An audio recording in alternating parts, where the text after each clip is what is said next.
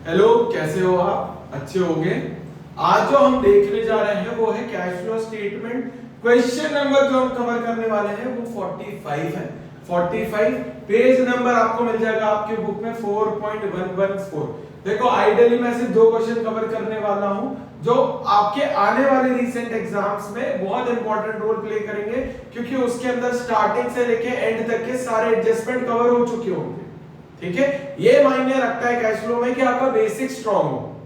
ठीक है, आपने हमारे कैश फ्लो के पुराने वीडियोस में बहुत अच्छा रिस्पॉन्स किया है, सपोर्ट किया है। इसी तरीके से हमारे साथ साथ बनाए रखें ताकि हम और मोटिवेटेड रहे और आपके लिए और अच्छा अच्छा क्वेश्चंस और कंटेंट ला पाए। ठीक है, चलो शुरू करते हैं। क्वेश्चन नंबर 45 फिर से देखो, जब भी हम कैश फ्लो स्टेटमेंट अप्रोच करने जाते हैं तो हमें बैलेंस शीट पता होनी चाहिए कि बैलेंस शीट के अंदर से कौन कौन सी चीजें कब लेनी है। जैसे सबसे पहला जो हम चीज लेते हैं वो होती है प्रॉफिट फॉर द ईयर। किसकी बात कर रहे हैं? प्रॉफिट फॉर द ईयर की। प्रॉफिट फॉर द ईयर आपको कहां दिखेगा? देखो, सबसे पहले आप देखते हो reserves and surplus. Reserves and surplus कहां दिखेगा आपको? इक्विटी एंड लायबिलिटी के, शेयर होल्डर फंड के रिजर्व्स एंड सरप्लस में पॉइंट नंबर बी, जो कि उसके आगे देखे रखा है नोट नंबर। तो आपको सबसे पहले नोट नंबर में जाना है। क्या देखे रखा है? 2017 में आपका प्रॉफिट था 3 लाख, जो कि हो गया 2018 में 6 लाख। तो प्रॉफिट कितने से इंक्रीज हो रहा है? हमने देखा था हमें करना है current year minus previous year. जब भी प्रॉफिट का कैलकुलेशन आएगा तो करंट ईयर में था 6 लाख, प्रीवियस ईयर में था 3 लाख, तो दोनों का नेट चेंज कितने का आया? 3 लाख रुपए। कितने का आया नेट चेंज हमारा? 3 लाख रुपए का। तो यही हम यहां कंसीडर करेंगे 3 लाख रुपए। क्लियर होगा? ठीक है। अब जब भी आप रिजर्व्स एंड सरप्लस का पॉइंट डाल देते हो, प्रॉफिट फॉर द ईयर डाल देते हो, उसके बाद सबसे इंपॉर्टेंट होते हैं उसके एडजस्टमेंट। क्योंकि बिना एडजस्टमेंट के आपको क्वेश्चन अब अप्रोच ही नहीं करना है। आपका सबसे पहला काम होना चाहिए, आपने जैसे ही profit for the year calculate कर लिया उसके बाद आपको एडजस्टमेंट की तरफ जाना है, क्योंकि एडजस्टमेंट ही है जो बिना एडजस्टमेंट के आप यहां पे कोई भी एंट्री पुटअप ही नहीं कर पाओगे। पहली बात तो चलते हैं एडजस्टमेंट की तरफ। देखो, पहला एडजस्टमेंट बोला 1,12% डेप्रिसिएशन वर इशूड ऑन 1 अप्रैल 2017। वापस चलते हैं। क्या बोला? देखो, अब ये कहां दिखेंगे? डिबेंचर। बोल दिया डिबेंचर दिखेंगे नॉन करंट लायबिलिटी के लॉन्ग टर्म बोरोइंग्स में। कहां दिखेगा? नॉन करंट लायबिलिटी के लॉन्ग टर्म बोरोइंग्स में। बोला है नोट्स टू अकाउंट्स नंबर 2। बोला क्या? ये रहा नोट्स टू अकाउंट्स नंबर 2। बोला 4 लाख से 5 लाख हो रहे। चलो अब एडजस्टमेंट की तरफ चलते हैं। बोला 12% डिबेंचर वर इशूड ऑन 1 अप्रैल। देखो, जब बात आती है 1 अप्रैल की तो बोल दिया आपने साल के पहले दिन ही इशू कर दिए। कितने थे आपके? 4 लाख, हो गए 5 लाख। लिख देता हूं 12% डिबेंचर 4 लाख के थे, ये हो गया प्रीवियस ईयर। 5 लाख के हो गए, ये हो गया हमारा करंट ईयर। अब बोल रहा हूं आपने क्या बोला? आपने बोला कब इशू कर दिया? 1 अप्रैल 2017। अब ये 2017 है, ये 2018 है। देखो, ये 2017 है, ये 2018 है। बोला अब ये कौन सा है? ये 1 अप्रैल है, ये 31 मार्च है। देखो, अच्छे से समझना, ये पॉइंट बहुत इंपॉर्टेंट है। आपने डिबेंचर कब इशू कर दिया? 1 अप्रैल को। कितने के इशू कर दिए? 1 लाख रुपए के। कितने के इशू कर दिए डिबेंचर आपने? 1 लाख रुपए के। अब 1 लाख रुपए के पहले दिन हो रहे हैं तो मतलब टोटल डिबेंचर हमारे पास साल के एंड तक कितने थे? 5 लाख। तो जब हम इंटरेस्ट कैलकुलेट करेंगे तो यहां पे आपको दिख रहा है 31 मार्च का फिगर की 31 मार्च को 4 लाख थे, तो 1 तारीख 1 अप्रैल को 4 लाख दिखे। मगर वही 1 अप्रैल को आपने फर्दर इशू कर दिया कितने का? 1 लाख रुपए का। तो आपके पास 1 अप्रैल को 4 नहीं, कितने लाख डिबेंचर हो गए? 5 लाख डिबेंचर हो गए। तो जब आप इंटरेस्ट कैलकुलेट करने जाओगे तो ये इंटरेस्ट कौन सा होता है? ये डिबेंचर के आगे जो परसेंटेज लगा होता है ना, वही उसका इंटरेस्ट होता है। क्या होता है? इंटरेस्ट। तो आप कैलकुलेट करोगे 5 लाख इंटू 12/100, 12 5 60, तो इंटरेस्ट आ गया 60,000 रुपए का। कितने का इंटरेस्ट आ गया? 60,000 रुपए का। ये जो इंटरेस्ट आप चुका रहे हैं ये नॉन ऑपरेटिंग है, क्योंकि इसका ऑपरेशन से कोई लेना देना नहीं है। ठीक है, तो हम इसके एंट्री पुट कर देते हैं, लिख देंगे ऐड इंटरेस्ट ऑन डिबेंचर। कितने का इंटरेस्ट है हमारा? 60,000 रुपए। क्लियर है? फिर से देख लेते हैं, यही पॉइंट समझ लेते हैं। क्या बोला? 2017 1 अप्रैल को 4 लाख थे, 2018 को 5 लाख हो गए। क्या हो गए? डिबेंचर इंक्रीज हुए। बोल रहे 1 अप्रैल 2017 को ये आपने 1 लाख रुपए के और इशू करे, तो आपके पास एट द एंड कितने डिबेंचर थे? 5 लाख। तो आप इंटरेस्ट भी कितने पे कैलकुलेट करोगे? 5 लाख पे। 5 लाख इंटू 12 डिवाइडेड बाय 100 की वैल्यू कितनी आ गई? 60,000। क्लियर है? ठीक है, देखो अब अगले एडजस्टमेंट की तरफ चलते हैं। इसका स्क्रीनशॉट जरूर ले लेना और प्लीज अपने साथ बुक लेके चलना, क्योंकि अगर आपको मान लो कभी क्वेश्चन विजिबल नहीं है, ठीक है, तो आपके पास बुकलेट होनी चाहिए, क्योंकि बची हुई चीजें तो आपको विजिबल होगी। ठीक है, चलो ये हटा देता हूं।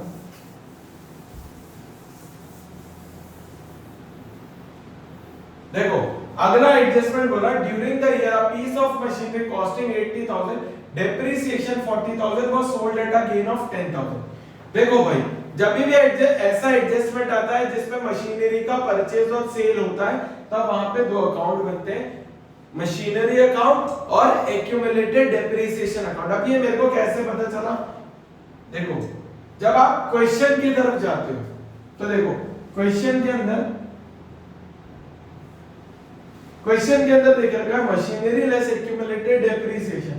बोला 20 लाख थी, 11 लाख, 1 लाख का डेप्रिसिएशन लगा 19 की हो गई, 26 लाख की थी, 2 लाख का डेप्रिसिएशन लगा 24 की हो गई। तो ये वैल्यूज हमें वहां पुट करनी है क्वेश्चन के अंदर। ठीक है, चलो क्वेश्चन के एडजस्टमेंट में चलते हैं। थोड़ा सा ये प्रॉब्लम जरूर रहेगा, अगर कोई हमारी हेल्प करना चाह रहा है प्लीज हमें ना फाइनेंशियल स्टेटमेंट के जो क्वेश्चंस आपके डाउट हैं, हमारा अकाउंट्स विद नवीन commerce@gmail.com है, आप उस पे मेरे को ना मेल कर दो। अगर जैसे आपको कोई डाउट हो तो प्लीज मेरे को मेल कर दो, मैं वो क्वेश्चन कवर कर लूंगा, और ज्यादा रहा तो मेल आईडी में डिस्क्रिप्शन में दे दूंगा। ठीक है, चलते हैं। देखो जब भी बात आती है एक्यूमुलेटेड डेप्रिसिएशन और मशीनरी अकाउंट की, तो हमें अकाउंट बनाना पड़ता है। देखो ओपनिंग बैलेंस होता है टू बैलेंस बीडी, जब नेक्स्ट ईयर से इस ईयर रहेगा बाय बैलेंस सीडी, जब सेम पेज पे क्लोज करेंगे। वैसे डेप्रिसिएशन लायबिलिटी है by balance BD to balance CD, ये चीज हो गई। अब ओपनिंग क्लोजिंग देख लेते हैं। बोला मशीनरी का ओपनिंग था 20 लाख, क्लोजिंग है 26 लाख, ये हो गया 20 लाख 20 लाख रुपीस।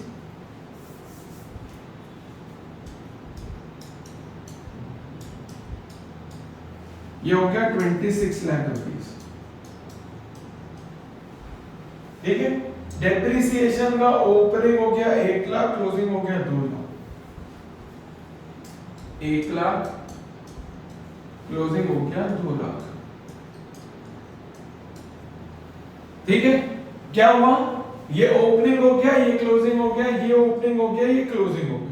आपको ऐसे याद होना चाहिए कि मशीनरी का डेबिट बैलेंस होता है, किस डेप्रिसिएशन का क्रेडिट बैलेंस होता है, तब आपको ज्यादा आसान रहेगा, ये याद करने का तरीका है। क्लियर है? और जैसा एक्यूमुलेटेड डेप्रिसिएशन बनता है, सेम ग्राउंड पे प्रोविजन फॉर टैक्सेशन भी बनता है, क्योंकि उसका भी बैलेंस क्रेडिट बैलेंस होता है। ठीक है, क्या बोला? During the year of machinery costing 80,000। देखो मशीन की वैल्यू होती है 80,000 की। बोला on which accumulated depreciation was 40,000, depreciation कितना था? 40,000। तो कितने की बची? 40,000 की बची। बोल दिया was sold at a gain of 10,000, मतलब 40,000 की 10,000 के प्रॉफिट पे बेचोगे तो कितने की बिकेगी? 50,000। ये डिस्क्रिप्शन बोला मशीन की पार्ट की कीमत थी 80,000 जिस पे डेप्रिसिएशन था 40,000, 80 में से 40 गए तो 40,000 बचे, 10,000 के प्रॉफिट पे बेच दिया, मतलब कितने पे बेचा? 50,000 पे बेचा। तो अब यहां डालेंगे सबसे पहले बाय डेप्रिसिएशन, कितना आएगा? 40,000, ये वाली वैल्यू, ठीक है। फिर बोला 40,000 की मशीनरी कितने के प्रॉफिट पे? 10,000 के, तो ये आ जाएगा to profit and loss bracket में प्रॉफिट। ये ऐसा ब्रैकेट में लिखने क्यों देता हूं मैं आपको, क्यों बताता हूं ऐसा लिखना, ताकि आपको क्वेश्चन करते हुए कंफ्यूजन ना हो, ठीक है। फिर यहां आ जाएगा बाय कैश ब्रैकेट में सेल, कितने में बेच दिया? 50,000 में बेच दिया। अब ठीक है, फिर ये जो डेप्रिसिएशन होता है इधर ट्रांसफर होता है टू मशीनरी, क्योंकि मशीनरी अकाउंट से ट्रांसफर हो रहा है। क्लियर है? कितना ट्रांसफर हो रहा है? 40,000। ठीक है, अब करना है क्लोजिंग। क्लोजिंग बहुत इंपॉर्टेंट है। सबसे पहले इसको क्लोज करते हैं। ये हो गया 2,40,000, 2,40,000। अब समझो 2,40,000 में से 1,00,000 रुपीस गए तो आ जाएगा बाय डेप्रिसिएशन प्रोवाइडेड, वो आ जाएगा 1,40,000। ठीक है, फिर देखते हैं इधर, यह आ जाएगा 26,90,000, तो यहां पे भी आ जाएगा 26,90,000। अब 26,90,000 और ये प्रॉफिट अपना कितना था? 10,000 का। अब 26,90,000 में से 20,10,000 गए तो 6,80,000, तो आ जाएगा टू कैश ब्रैकेट में परचेज 6,80,000। ठीक है, देखो अब समझना है इस क्वेश्चन में से क्या क्या ऑपरेटिंग में जाएगा और कौन सी चीज इन्वेस्टिंग का पार्ट है, क्योंकि जब भी हम इन्वेस्टिंग एक्टिविटी की बात करते हैं तो हम फिक्स्ड एसेट का ही अकाउंट बहुत इंपॉर्टेंट रोल प्ले करता है और हम उसको ही कंसीडर करते हैं। ठीक है, जैसे ये डेप्रिसिएशन प्रोवाइडेड जाएगा ऑपरेटिंग में, ठीक है, क्लियर है। फिर ये प्रॉफिट जाएगा ऑपरेटिंग में,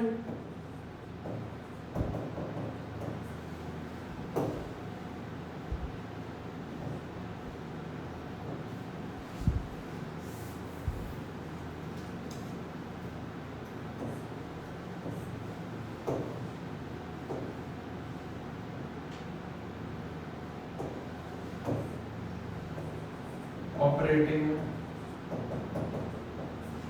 ये कैश परचेज जाएगा इन्वेस्टिंग में, ये कैश सेल जाएगा इन्वेस्टिंग में। मतलब हर एक चीज, मतलब क्वेश्चन के अंदर की बिना एडजस्टमेंट के आप कभी भी क्वेश्चन को अप्रोच नहीं कर सकते। मैं स्टार्टिंग से बोल रहा हूं, ये डेप्रिसिएशन जाएगा ऑपरेटिंग में, ये प्रॉफिट एंड लॉस जाएगा ऑपरेटिंग में, ठीक है। जितना कैश परचेज है वो जाएगा इन्वेस्टिंग में, जितना कैश सेल है वो जाएगा इन्वेस्टिंग में, ठीक है। चलो क्वेश्चन के अंदर पुट करना शुरू करते हैं। देखते हैं सबसे पहले लिख देंगे एड डेप्रिसिएशन प्रोवाइडेड। कितना आया था डेप्रिसिएशन प्रोवाइडेड की वैल्यू? 1,40,000, ठीक है, लिख देंगे 1,40,000। क्लियर होगा ये। फिर ये लॉस हुआ था, प्रॉफिट हुआ था हमें 10,000 का, प्रॉफिट हुआ था, लॉस में 10,000 का प्रॉफिट हुआ था, ये यहां माइनस हो जाएगा, less profit on sale of machinery. Profit कितने का हुआ था हमें? 10,000 का, ये ब्रैकेट में 10,000, ठीक है, क्लियर है। हाँ देख लिया हमने, ये पॉइंट कर लिया, ये पॉइंट कर लिया, डेप्रिसिएशन हो गया और ये हो गया, दो ही पॉइंट थे। चलो आगे। अब हमें क्या देखना है, अब और आगे के एडजस्टमेंट देखना है, कौन से वाले, जो नोट्स टू अकाउंट्स के अंदर है। एक एक चलते हैं। सबसे पहला बोला बैंक ओवरड्राफ्ट।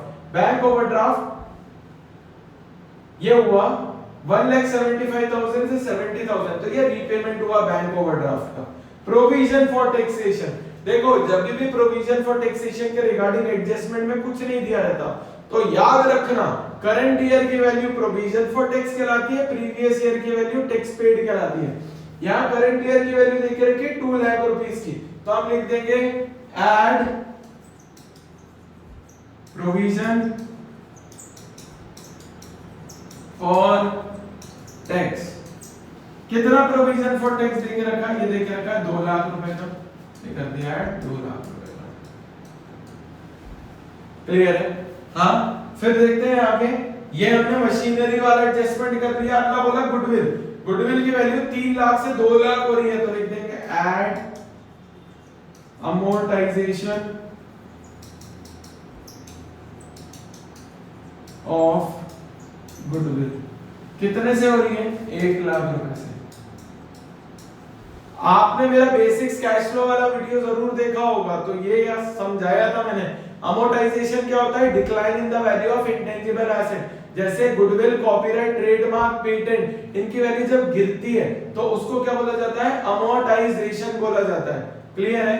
अब ये हो गया, आप बैलेंस शीट देखना शुरू करते हैं। Share capital, financing activity, reserves and surplus हो गया, लॉन्ग टर्म बोरिंग्स हो गया, शॉर्ट टर्म बोरिंग्स हो गया, शॉर्ट टर्म प्रोविजन हो गया, प्लांट प्रॉपर्टी इक्विपमेंट हो गया, इंटेंजिबल एसेट हो गया, नॉन करंट इन्वेस्टमेंट, इन्वेस्टिंग में देखेंगे।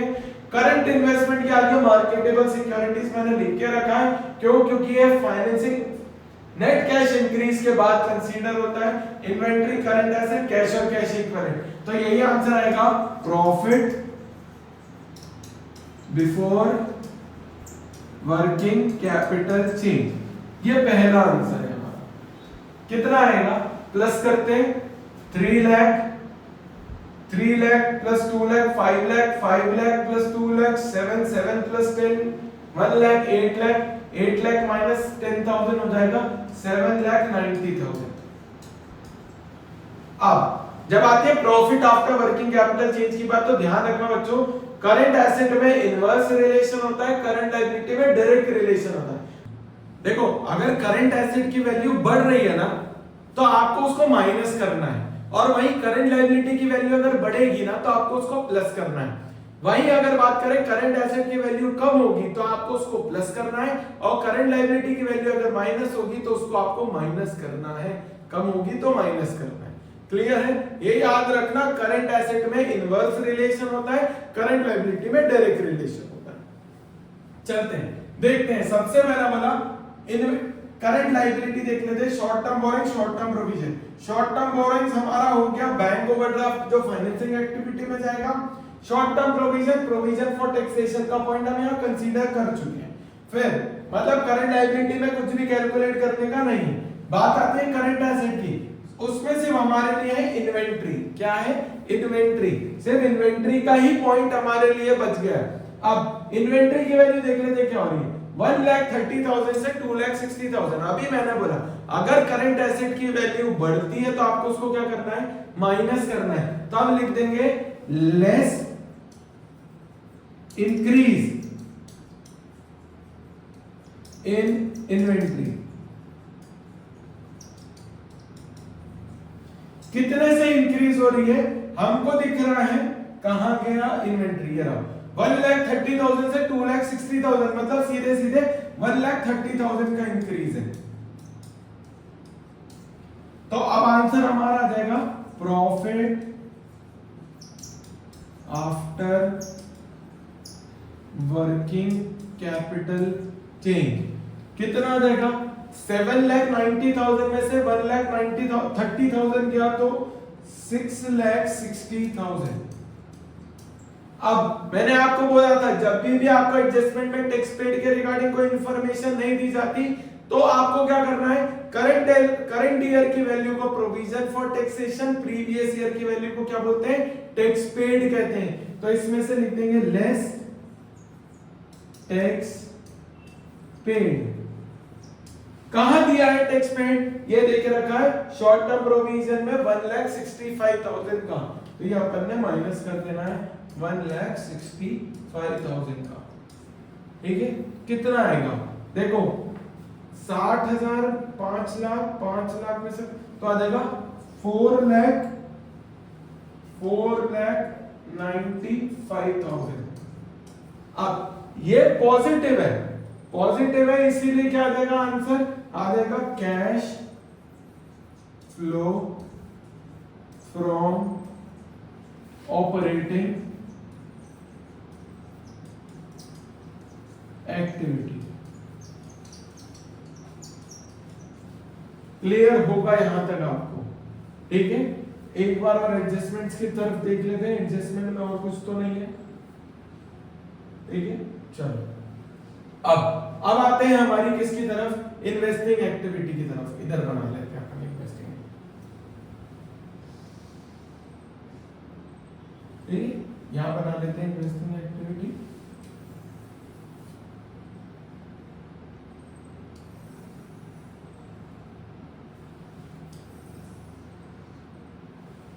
ठीक, चलो देखो सबसे पहले जो अकाउंट हमने बनाया था उसमें से चीजें हम पुट अप करेंगे।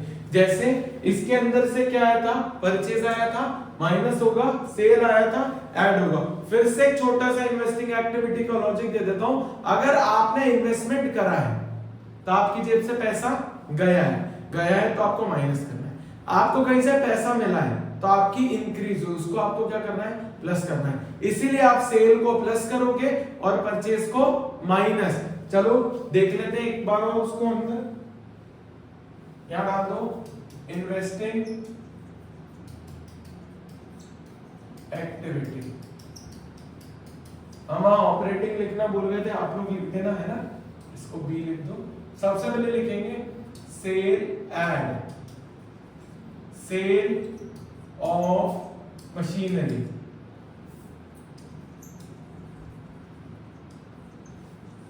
फिर लिख देंगे लेस परचेज ऑफ मशीनरी। देख लेते हैं वैल्यूज क्या क्या थी।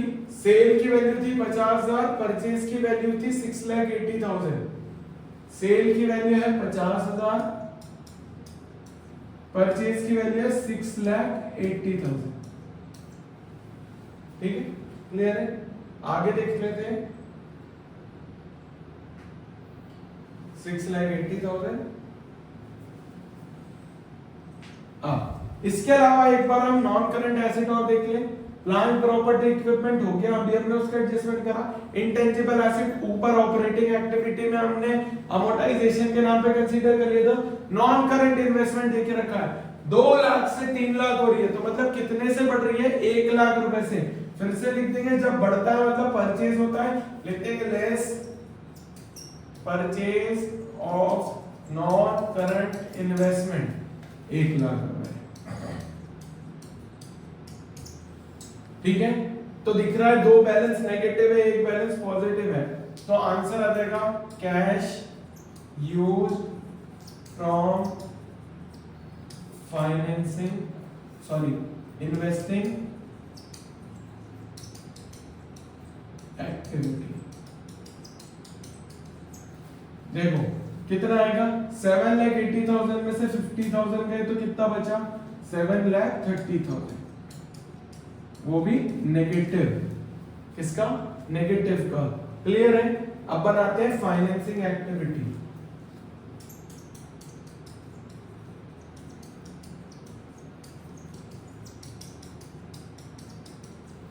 ठीक है, जैसे सबसे पहले शेयर कैपिटल हो रहा है 17 लाख से 19 लाख। जब आप फाइनेंस का लॉजिक देख लो, देखो फाइनेंस में जब भी आप इशू करोगे तो आपका पैसा मिलेगा, आपको ऐड करना है। फाइनेंस में जब भी वैल्यू कम होगी तो वो आपके जेब से पैसा जा रहा है, इसलिए आपको माइनस करना है। सिंपल लॉजिक है। फंड आया ऐड करना है, फंड गया माइनस करना है, सिंपल लॉजिक है। ठीक है, अब देख लेते हैं इसके अंदर। सबसे पहला बोला शेयर कैपिटल 17 से 19 लाख हो गई, मतलब 2 लाख से आपका फंड रेज हुआ, तो लिख देंगे add issue of share capital कितने से? 2 लाख रुपए से। क्लियर होगा? फिर लॉन्ग टर्म बोरिंग्स आपने देखा था 1 लाख से बढ़ गई थी, फिर लिख देंगे at increase in long term borrowings या डिबेंचर। इसको ऐसा भी लिख सकते थे, इशू, मैंने इंक्रीज लिख दिया, आप इशू भी लिख सकते हो। कितने से? 1 लाख रुपए से। फिर हमने ऑपरेटिंग एक्टिविटी में उसका इंटरेस्ट कैलकुलेट करा था 60,000 का। क्लियर है? उसको यहां माइनस कर देंगे, less interest paid on debenture 60,000, ये माइनस हो गया। फिर हमारे short term borrowings notes to account number 3 1,75,000 से 1,70,000 तो रीपेमेंट हो रहा था, लेस, थोड़ा सा ऊपर कर लो, less repayment of bank OD 5,000। ठीक, सीधे लिख देता हूं। ठीक है, क्या हो रहा था? 1,75,000 से 1,70,000 हुआ, 5,000 का रीपेमेंट हुआ। इसके अलावा कुछ भी नहीं था फाइनेंसिंग एक्टिविटी से रिलेटेड। ठीक है, तो यही आंसर आ जाएगा। दिख रहा हो मेरे को, पॉजिटिव दिख रहा है ये, तो आ जाएगा cash flow from financing activity. कितना आएगा? 3 लाख में से 60,000, 2 लाख 40,000, 2 लाख 40,000 में से 5,000 गया तो कितना बचा? 2 लाख। 3 लाख में से 40 35, तो ये हो जाएगा 2,35,000 पॉजिटिव का, 2,35,000। अब इसके बाद आता है मेजर, लिखेंगे हम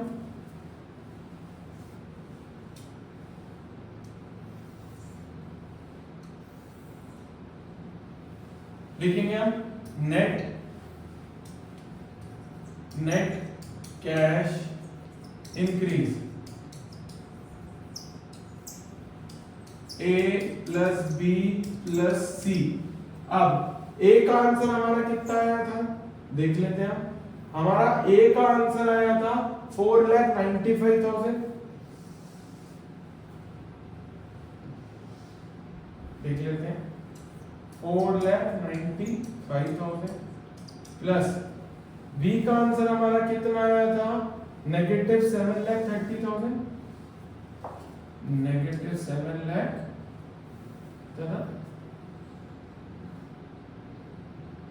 7,30,000 नेगेटिव 7,30,000। सी का आंसर आ रहा है 2,35,000। अब देखो 5,000 प्लस करा 5 लाख, 5 लाख, तो ये भी हो रहा है 7,30,000, ये भी 7,30,000। नेट कैश इंक्रीज आ रहा है नील। कितना आ रहा है? नील, क्योंकि दोनों का टोटल 7,30,000 प्लस माइनस नेगेटिव। अब इसमें ऐड करेंगे, add opening cash and cash equivalent, फिर ओपनिंग करंट इन्वेस्टमेंट। देख लेते हैं दोनों की वैल्यू कितनी आ रही है। हमें देके रखा है ओपनिंग कैश और कैश इक्विवेलेंट की वैल्यू देके रखी है 40,000 और 1,70,000 ओपनिंग की वैल्यू। करंट इन्वेस्टमेंट 1,70,000 और कैश की वैल्यू देके रखी 40,000। टोटल हो गया 70 और 3 2,10,000। देखो मैच कर रहा है। सेम क्लोजिंग की वैल्यू कितनी आ रही है? 1,40,000 और 70,000, 2,10,000। हमारा कैश फ्लो स्टेटमेंट मैच हो गया। ये देख लो आप बुक होगी आपके पास, उसमें आपको कैश और कैश इक्विवेलेंट की वैल्यू देके रखी है 1,70,000 और करंट इन्वेस्टमेंट की देके रखी है 40,000। देखो ये आइडियल क्वेश्चन था आपके लिए बच्चों, ठीक है। पेपर में आता है, पेपर में कैश फ्लो का क्वेश्चन आता ही आता है, वो इजी वे में आता है, इतना ज्यादा डिफिकल्ट नहीं आता। और ये बहुत आइडियल क्वेश्चन है, 50, 45 और 44 आपके पेपर में आने के, ठीक है। इसी के साथ मैं अलविदा करता हूं आपको, ठीक है। प्लीज हमें लाइक शेयर सब्सक्राइब करें, ज्यादा से ज्यादा लोगों तक हमें पहुंचाएं, ठीक है। Thank you.